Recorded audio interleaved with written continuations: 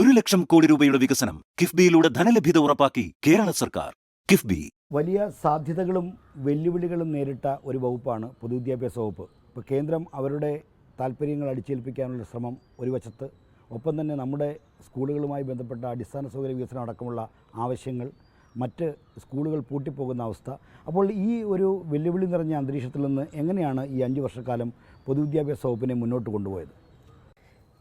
യഥാർത്ഥത്തിൽ കേരളത്തിൽ എന്നും ചർച്ച ചെയ്യപ്പെട്ടുകൊണ്ടിരിക്കുന്ന ഒരു വകുപ്പാണ് പൊതുവിദ്യാഭ്യാസ വകുപ്പ് എന്ന് പറയുന്നത്. 1 മുതൽ 12 വരെയുള്ള ക്ലാസ്സുകൾ. യഥാർത്ഥത്തിൽ 2016 മുതൽ നമ്മൾ ചിന്തിക്കണം. 2016 ഒന്നാം പിണറായി ഗവൺമെൻറ് അധികാരത്തിൽ വന്നപ്പോൾ കേരളത്തിൽ എല്ലാ രംഗത്തും തകർച്ചയുണ്ടായിരുന്നു. അതിൽ ഏറ്റവും കൂടുതൽ തകർന്ന് വല്ലാത്ത ഒരു നിലയിലായത് പൊതുവിദ്യാഭ്യാസ രംഗമായിരുന്നു. അന്തിച്ചന്തയിൽ സാധനങ്ങൾ ലേലം വിളിക്കുന്ന പോലെ സ്കൂളുകൾ ലേലം വിളിച്ച് കൊടുക്കുന്ന സാഹചര്യം ഉണ്ടായി.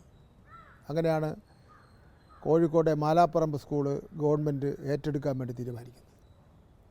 അത് കേരള സമൂഹത്തിനും കേരളീയ വിദ്യാഭ്യാസ സമൂഹത്തിനും കൊടുത്ത ഒരു സന്ദേശമായിരുന്നു. ഗവൺമെൻറ് നിലപാട് പൊതുവിദ്യാഭ്യാസത്തിലൂടെ എന്ത്?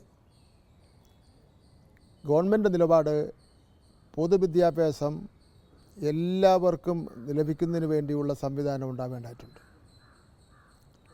നമ്മുടെ ഇന്നത്തെ കാലഘട്ടത്തിൽ ഉണ്ടായിരിക്കുന്ന പൊതുമാറ്റങ്ങൾക്കനുസരിച്ച് സാമൂഹ്യപരമായും സാമ്പത്തികപരമായും ഒക്കെ തന്നെ പിന്നോക്കം നിൽക്കുന്ന എല്ലാവർക്കും നല്ല വിദ്യാഭ്യാസം കിട്ടുന്ന രൂപത്തിലുള്ള ഒരു സംവിധാനം ഉണ്ടാക്കണമെന്നുള്ളതാണ് ഇടതുപക്ഷ ജനാധിപത്യ മുന്നണിയുടെ കാഴ്ചപ്പാട്. അത് വച്ചുകൊണ്ടാണ് ഒന്നാം പിണറായി ഗവൺമെൻറ് പ്രവർത്തനം നടത്തിയത്. ആ പ്രവർത്തനം പൂർത്തീകരിക്കുമ്പോഴാണ് രണ്ടാം പിണറായി ഗവൺമെൻറ് അധികാരത്തിൽ വരികയും വിദ്യാഭ്യാസ വകുപ്പിൻ്റെ ചുമതല ഞാൻ ഏറ്റെടുക്കുകയും ചെയ്തു.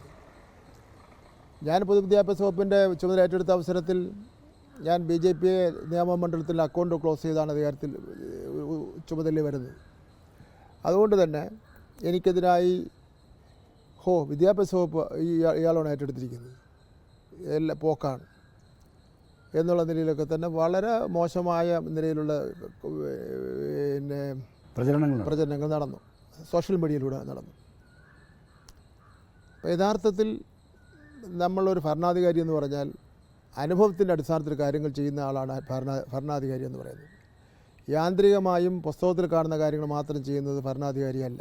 വലിയ ഒരു സമരത്തിൻ്റെ അനുഭവം എൻ്റെ മനസ്സിലുണ്ട്. ഈ വിദ്യാഭ്യാസ രംഗത്ത് ചെയ്യേണ്ട കാര്യം ഇതൊക്കെയാണ്.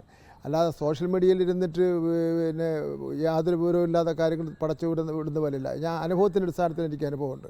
ലോകത്തെവിടെയായാലും ഏത് സമയത്തും 24 വാർത്തകളും ഓഗ്മെന്റഡ് റിയാലിറ്റി പാക്കേജുകളും എക്സ്പ്ലെയിനറുകളും വിശദമായി കാണാൻ ഞങ്ങളുടെ YouTube ചാനൽ നിങ്ങൾക്ക് സബ്സ്ക്രൈബ് ചെയ്യാം.